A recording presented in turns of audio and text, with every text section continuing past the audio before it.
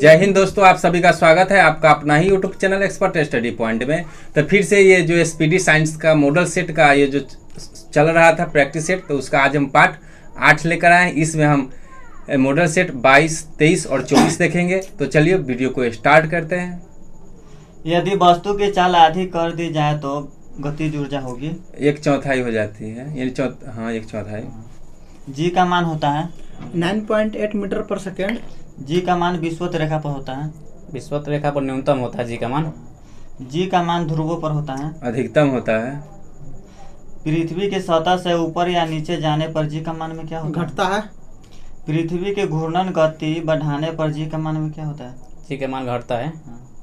पृथ्वी के घूर्णन गति घटने पर जी का मान बढ़ता है।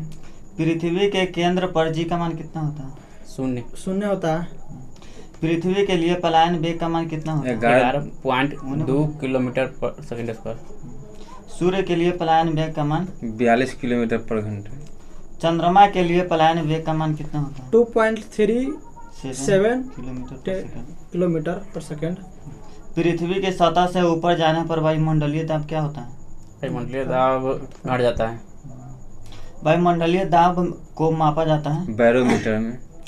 बैरोमीटर का पाठ्यांक जब अचानक नीचे गिर जाता है तो क्या होता है? वो आंधी तूफान का संकेत देता है। बैरोमीटर का पाठ्यांक जब धीरे धीरे नीचे गिरता है तो क्या होता है?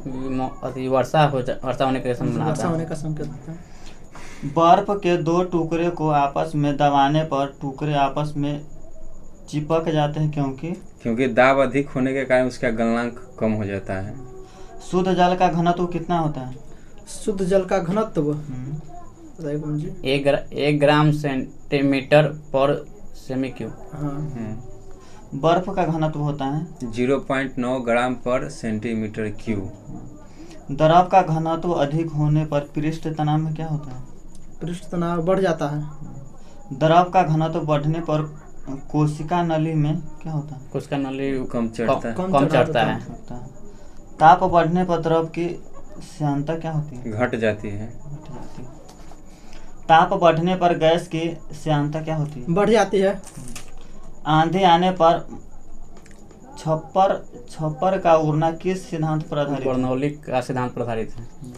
यंग प्रत्यास्थता गुणांक ऐसे मात्रक होता है? न्यूटन पर मीटर स्क्वायर।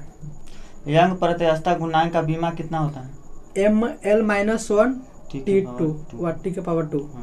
झूला झूलते कोई व्यक्ति झूला पर खड़े हो जाए तो उसका आवर्तकाल क्या होती है? अपवर्तित रह जाता है।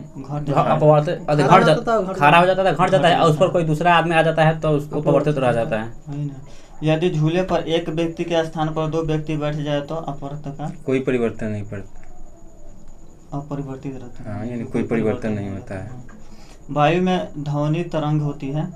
वायु में ध्वनि तरंग अनुदैर्ध्य होती है। ध्वनि का वेग सबसे ज्यादा होता है ठोस पदार्थ के इस्पात में। प्रस्रव्य तरंग की आवृत्ति होती है प्रस्रव्य 20,000 हर्ट्ज से अधिक।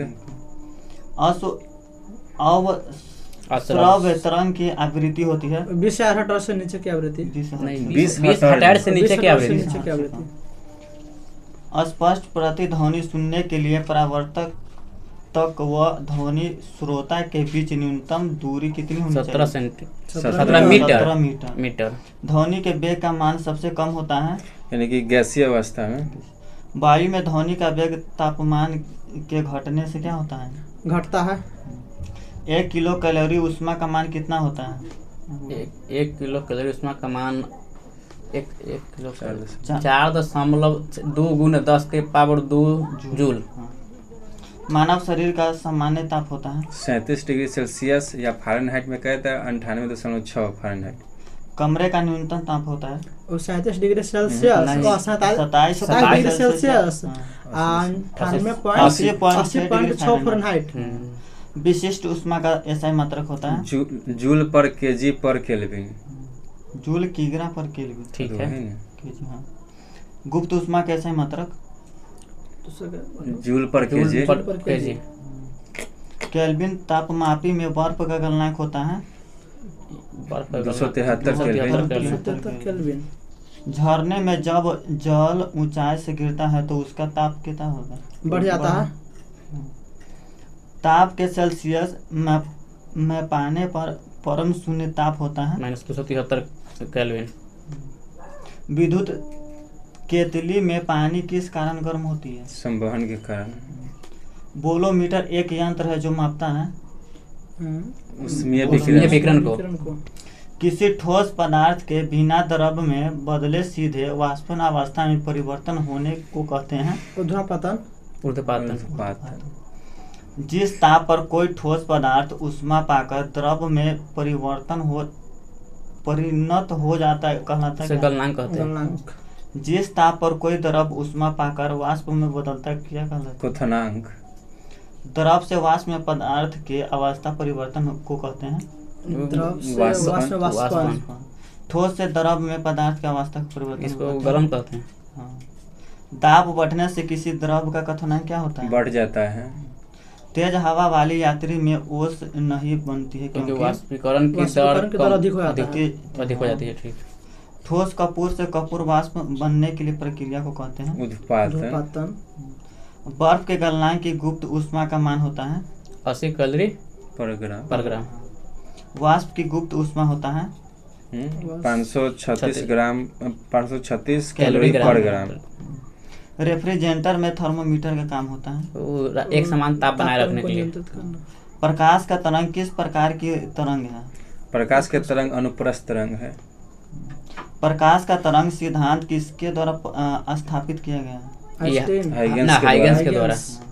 प्रकाश एक प्रकाश की विद्युत चुंबकीय तरंग है, यह सर्वप्रथम किसने बताया था? मैक्सवेल। मैक्सवेल। किसने सर्वप्रथम यह दिखलाया कि प्रकाश तरंग का विवर्तन होता है? ग्रेमाल्डी। ग्रिमाल्डी ने। प्रकाश विद्युत प्रभाव के प्रतिपादन किसने किया? आइंस्टीन ने किया। आइंस्टीन ने किया। तो फिर से इसका अगला पार्ट जारी ही रहेगा। तो हमारे चैनल पे पहली बार जुड़े हैं तो चैनल को सब्सक्राइब कर दीजिएगा ताकि जब भी मैं वीडियो डालूंगा तो आप तक पहुंच पाएंगे, और साथ ही अपने दोस्तों के साथ शेयर करना ना भूलें। फिर मिलते हैं इसके अगले एपिसोड में, तब तक के लिए ओके बाय, टेक केयर।